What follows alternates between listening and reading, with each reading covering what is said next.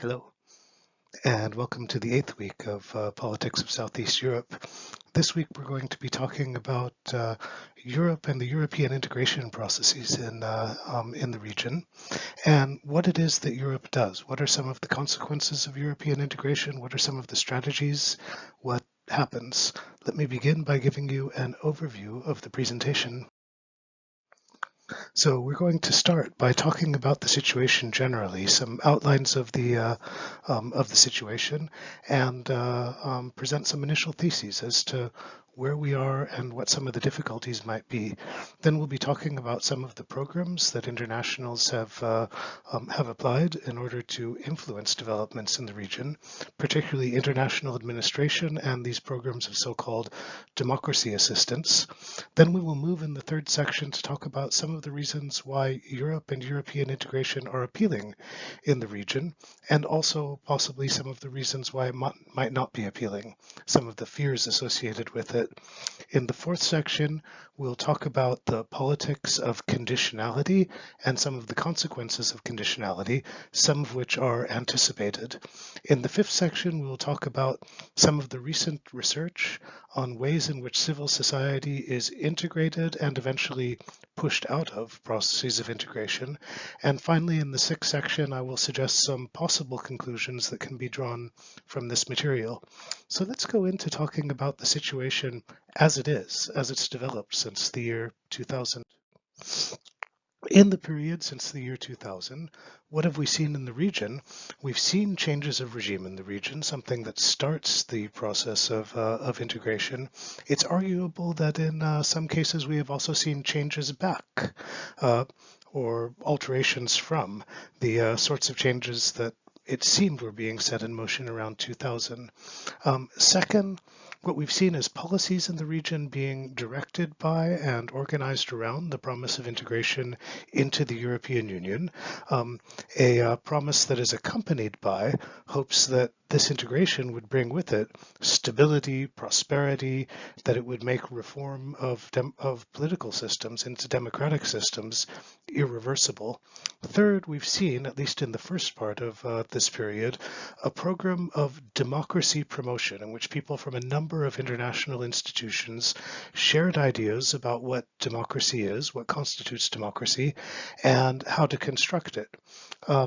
During that time within the states, we have seen actual political transition, but it might be possible to argue that what we see is not transition toward democracy, but rather something else, transition from a one-party bureaucratic state to a multi-party cartel in which political parties function jointly with powerful political and economic actors in order to maintain control over institutions and over social benefits in the country.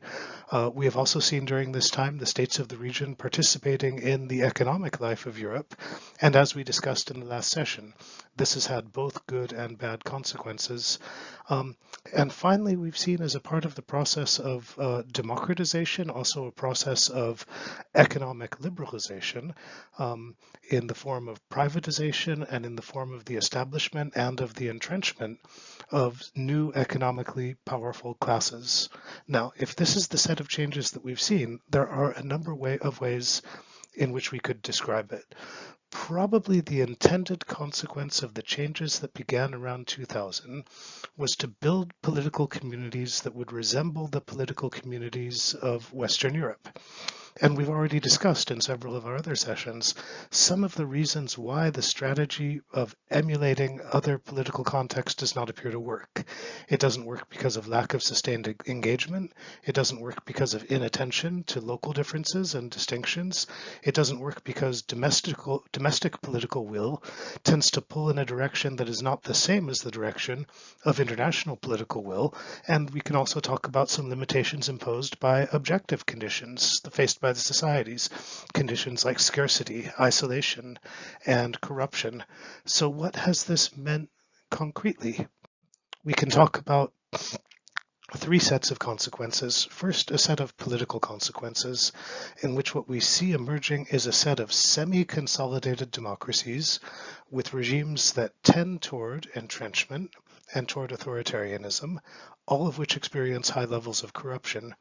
Economically, we can see a concentration of wealth being held by a progressively narrower group of people, the decline of the middle and working classes with chronically high unemployment and disinvestment in the public sector following the type of socioeconomic strategy that's usually labeled as austerity. And on the social level, we've seen the tendency of institutions, non-political institutions, the ones that enjoy the highest levels of trust in the societies of the region, institutions like religious, educational, cultural institutions, rather than adopting a critical role, taking advantage instead of incentives to harmonize their ideological approach with the official ideological approach advanced by the state. So if we want to look at it this way, these are probably not the outcomes that were hoped for and intended when this process of transformation begins around 2000. And in the remainder of the presentation, we're going to try to understand some of the reasons why the outcome is not what was hoped for and what was expected.